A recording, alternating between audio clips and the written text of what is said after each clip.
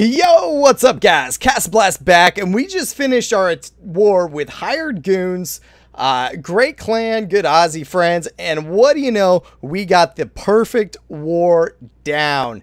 A great war. CastnBlast finished with some Town Hall 12, so we're gonna dig straight into Town Hall 12 and take a look at these. They had 3 Town Hall 12s, we had 2. A couple flip-flops on the Town Hall 11s, and they had a couple more Town Hall 10s. But we'll go over a lot of these attacks and check out what works and what doesn't. And I'm going to just go straight into some of my attacks and what I'm looking at. So right now, we're looking at, I'm doing Falcon attacks, right? I'm doing different versions of Falcon, how you work it, what you do. And the main thing now is with your siege machine, I'm hitting Town Hall 12s, obviously. I'm a 12. This is the first 12-12 6-pack I've seen. We don't see a lot of Town Hall 12s in the game, right? But what we're going to want to do is find where the base is, and this is what I keep telling my clan, where you want to set your siege machine, is you want to set it where you're going to break open some key areas. Obviously, an Eagle, an Inferno, get that CC, and get those key cells broken open so you can smoke the base. So let's watch as I kind of work this base over and what my plan is. Right away, I'm going to look for any buildings that are allowing a double bounce. Double bounce, he's safe, and it's going to cut a funnel. You know, and I thought about, hey, can I cut funnels up here and travel along to the base? Or should I just come through here? We got, you know, get the Warden down, get the Warden, the Wiz, the Inferno. We got heroes in the center.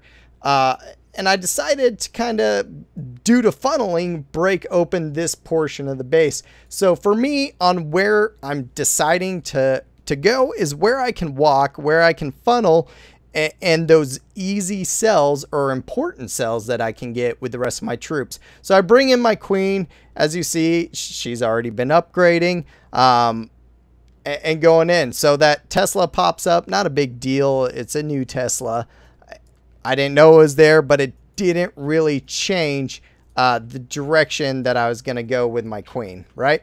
So I get my troops in, and here comes, as you can see, I go a little less on the Valks. There's like 9, 10 of them there. I put Valks in my CC, and then I bring bowlers behind them. I want to get my Valks up front, take out those giant bombs before they affect my bowlers, and I want to be, you know, quick on those spells as far as heal, rage. I had to pop my queen's ability a little bit earlier, and as you can see, as my king, I put him as an outside funnel with a baby drag. He's still gonna outside funnel. My queen's gonna take out the enemy queen, and I also wanted her to step out to take the CC. She's stuck over here. The CC's moving, so you know, you got to play a little heads up. I pop my Warden's ability because I know that baby dragon stuff can start smoking my bowlers, and then I freeze it. One thing I've been doing lately big time is bringing a freeze instead of a poison. I think a freeze gets a lot more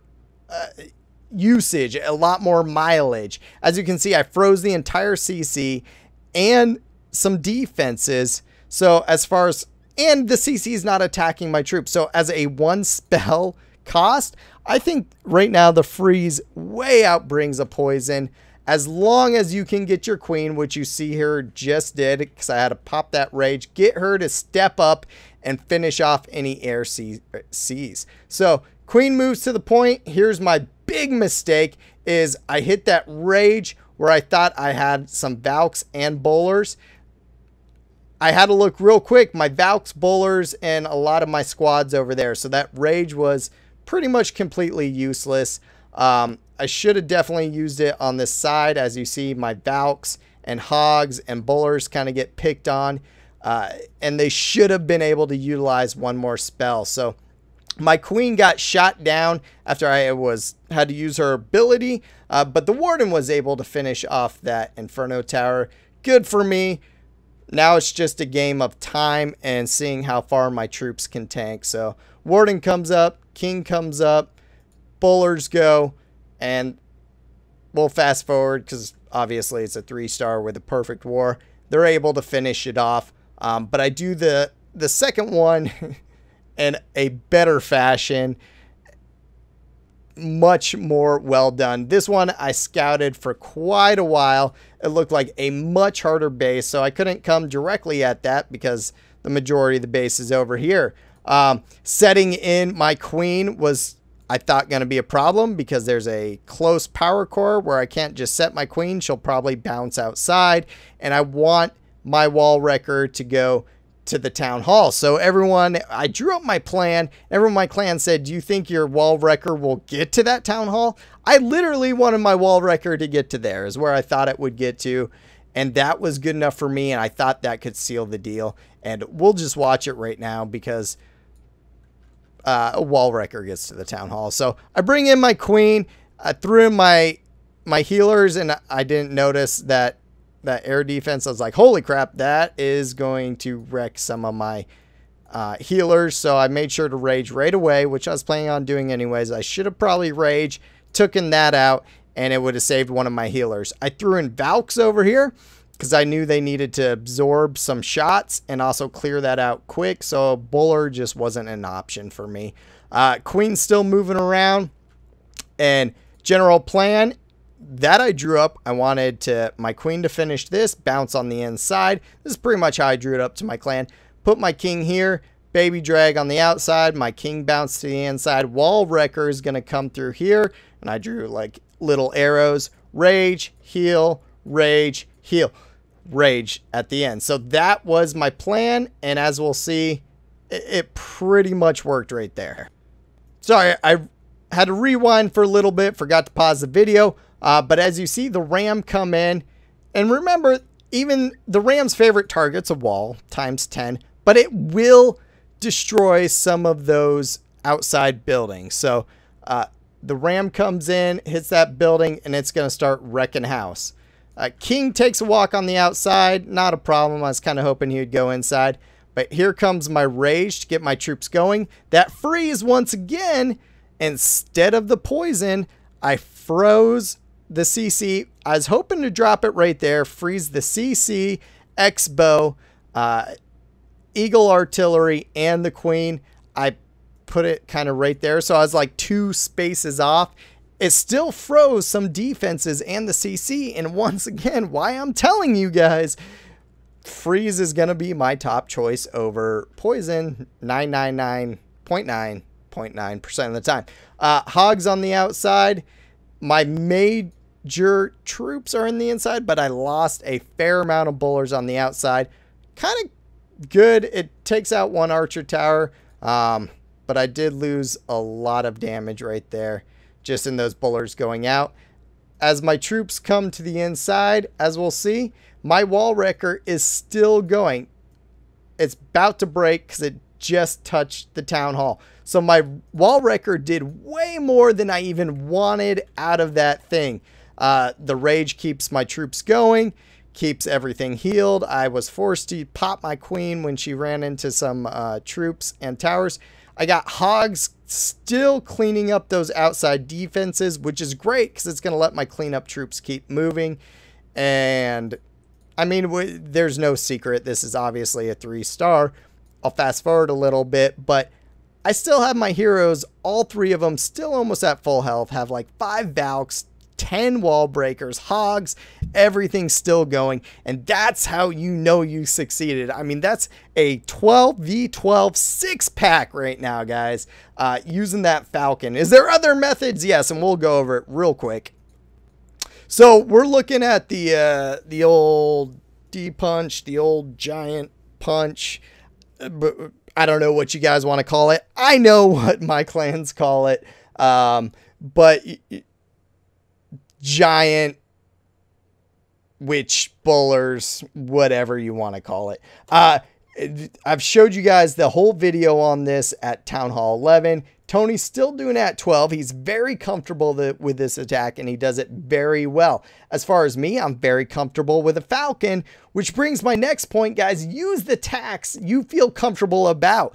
I don't care what your clan says. If they draw up a plan for you with loons and you don't know how to deploy loons, but you know how to deploy hogs, use hogs.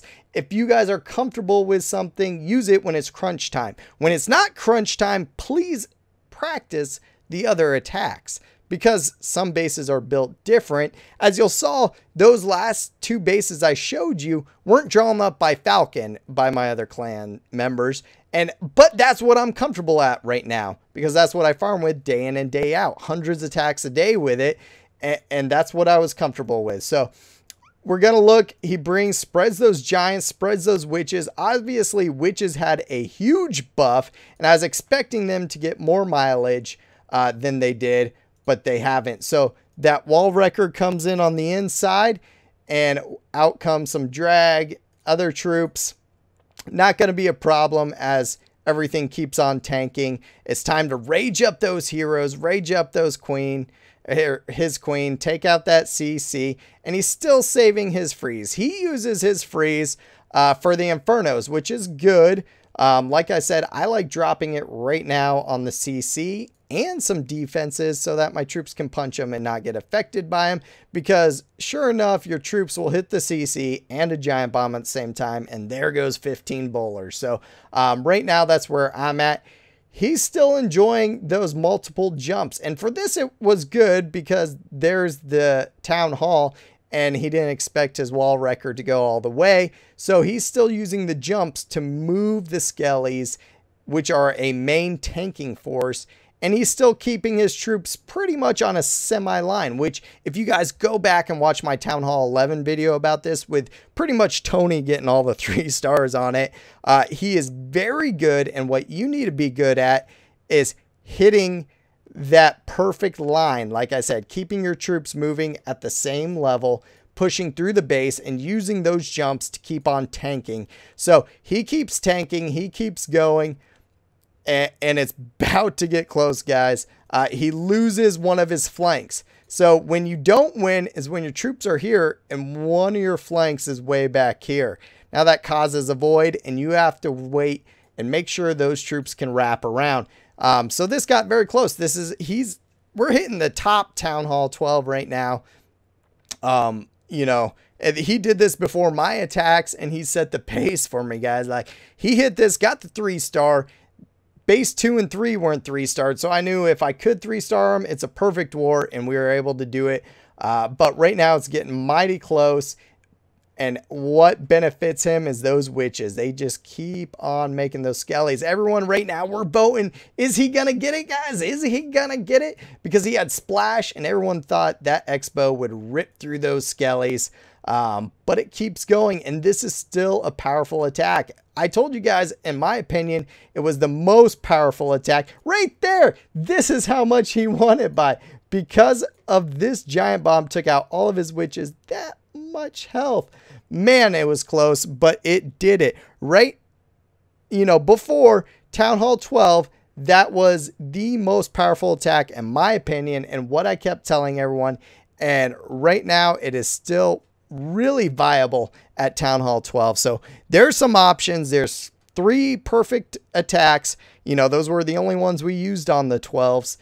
As 12s, it was just me and Tony in this war, and we got them. So hope you guys like it. Hope you enjoy it. Make sure you follow me on Twitter at CastnBlast_COC. Ask me questions if you got them, as always. I hope you guys like the new content. I hope you like the new 12 content. I will still be going with 10s, 11s, and 9s, as now I have 4 accounts, 5 really. So I'll be showing you guys still everything. And until next time, appreciate it.